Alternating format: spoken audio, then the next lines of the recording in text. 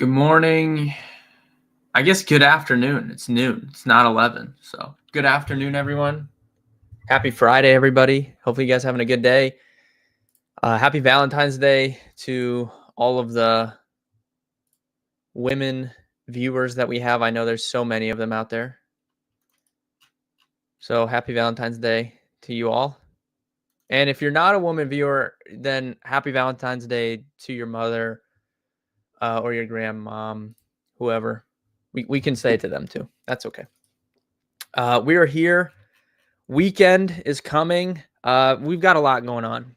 Like, we'll just start off with that. We have a lot going on. We've got absolutely monster college basketball slate tomorrow. We've got obviously we've got golf going on. Vegas trip coming up. I leave Sunday.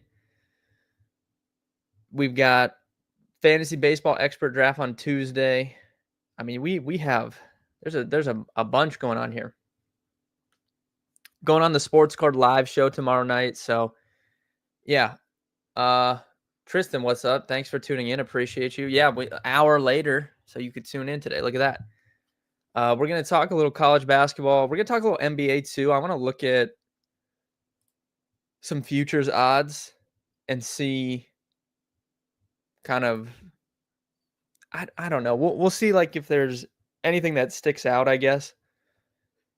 For futures, I'm not betting on any of this all-star stuff, I don't think, but I don't know. I need to look into like I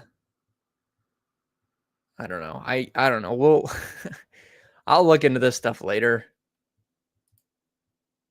3-point contest. I'll bet on that for sure. I'll do some research. I'll bet on that. Dunk contest, probably won't bet on that. So probably just 3-point contest. I'll take a bet on, and I don't know, maybe one of these. What is this? Team Jeremy Lin, which is the G League. Team Mitch Richmond. Run TMC is having a battle here in this Rising Stars. I don't know. I'll do some research on that too, maybe. But mainly you want to look at futures and then college basketball. So we're going to talk about that first. Yes, I know some people were messaging me. We're not here to talk about Drake, but I mean, you guys already know my thoughts there. We don't even have to dive into that. If you didn't like it, it wasn't for you. It's that simple. There's not a ton of lines out for tomorrow for college basketball, but most of the big games are, so we'll talk about them and run through. I have one spot that I'm going to be pretty interested in, I think. Maybe two spots. So let's talk about it. First off, Arkansas, Texas A&M. Big spread here. Texas A&M 8.5-point home favorites. Totals 138.5.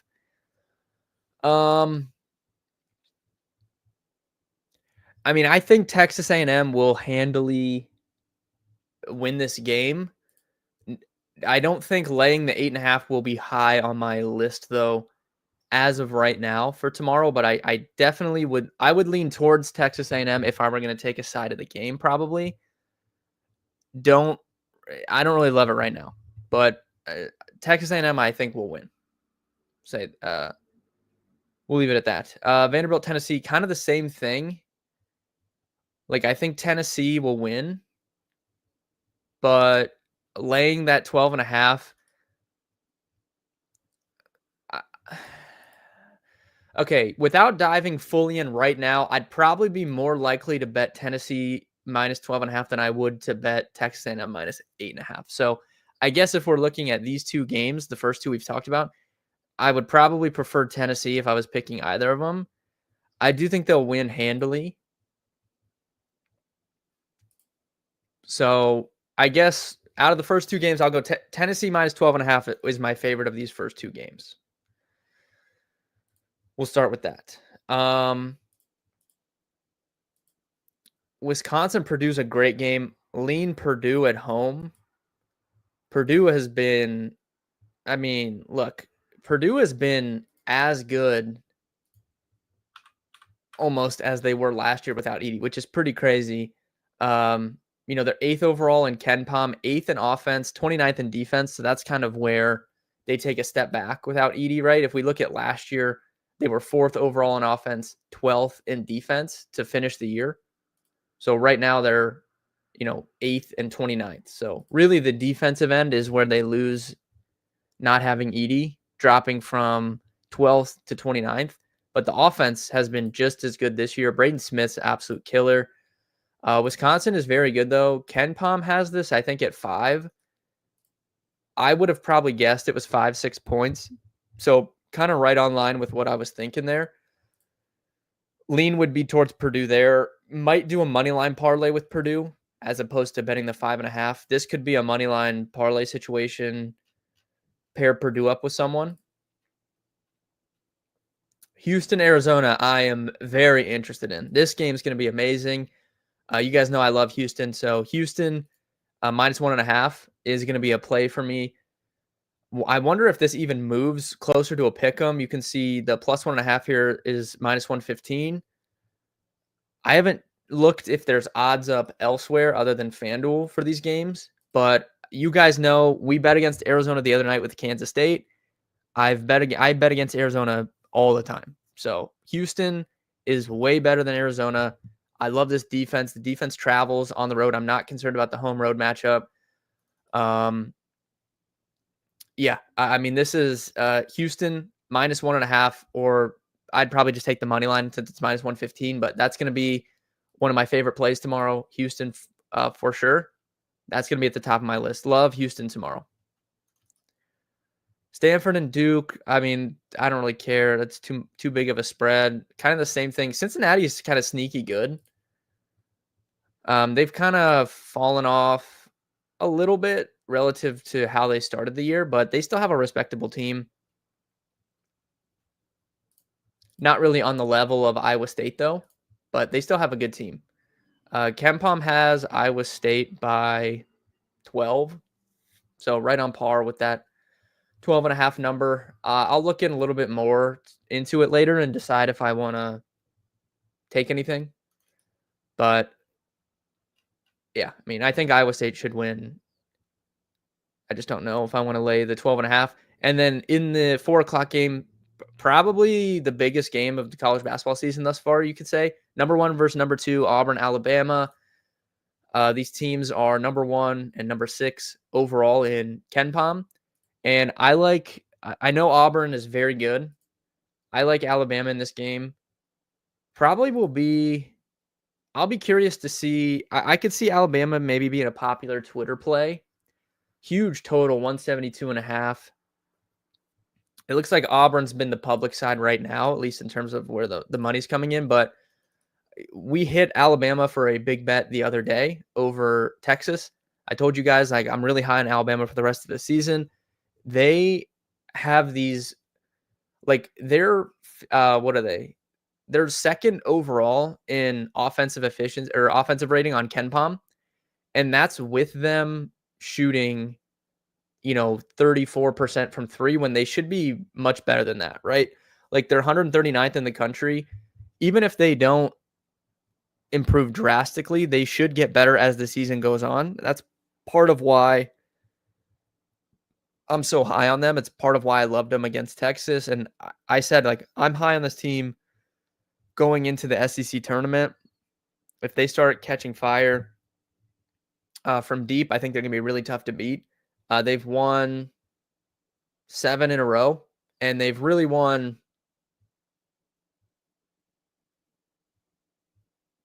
15. It looks like 15 of their last 16 they've won. They have 1 loss to Ole Miss in there, which was a home loss on Tuesday, January 14th. But they went on a run starting on Wednesday, December 4th. They beat North Carolina big. They beat Creighton.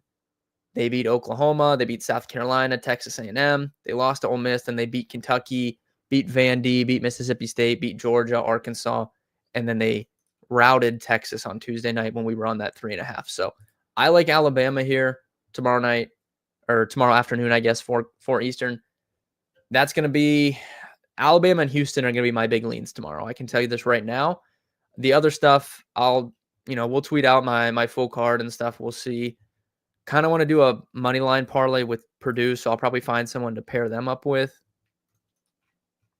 And there's some other big games too, like Kentucky, Texas, which I don't see a line for yet. Let's see some good Big East games like Villanova, Providence. Like that's classic Big East matchup at the AMP. So that'll be a good game. That's at 6 p.m. Michigan State, Illinois is a big game, 8 o'clock on Fox. Michigan State at Illinois. Ken Pom has it Illinois by 4. Michigan State's kind of let me down the last 2 times I've bet on them, but I'll have to dig into the matchup. Kansas State, BYU is a good game in Provo tomorrow night. Kansas State's been rolling. We've been betting on them a lot. West Virginia, Baylor is a good game. UCF, Colorado. Like there's a lot of really fun games tomorrow. In mid-major, St. Joe's at George Mason. Really fun game there. George Mason has been unbelievable. So just an absolutely loaded Clemson and Florida State. I'm trying to see what else I see. Boise State and SDSU if you guys like MWC. But overall, just loaded college basketball slate tomorrow. So off the top of my head, Bama and Houston are going to be big plays for me. And then we'll see tomorrow what else I take. But definitely interested in those two. Those are going to be bigger, but probably 2-unit plays for me, to be honest.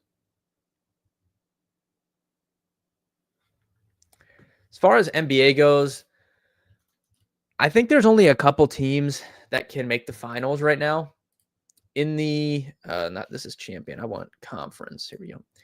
In the East, I think it's Boston, Cleveland, and to a lesser extent, New York.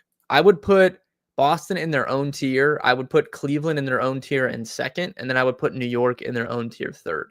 So these are the top 3, and these are the top 3 in odds too. You can see the next closest Milwaukee down at 12-1, and then you go to Orlando 36-1. These are the only 3 teams right now I can realistically see making the NBA Finals from the Eastern Conference, and I would still have New York a good bit below the Cavs. I know New York has had postseason success against Cleveland, but this is a different Cleveland team, especially bringing in DeAndre Hunter and kind of the ascension of Evan. So I would say it's really those 3 for me. Bama minus 1.5 or money line, Ryan. I would go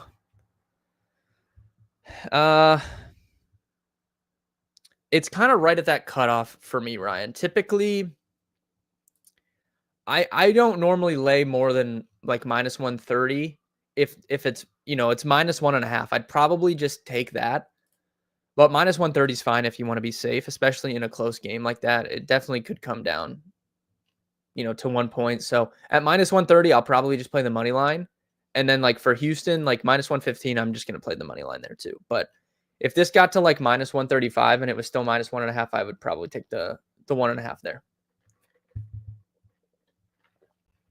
But at minus 130, I'm fine. Yeah, minus 120 on DraftKings, I'd take money line for sure. I got to look at I just have FanDuel pulled up, but if I give it out, I'll give out the best line, obviously.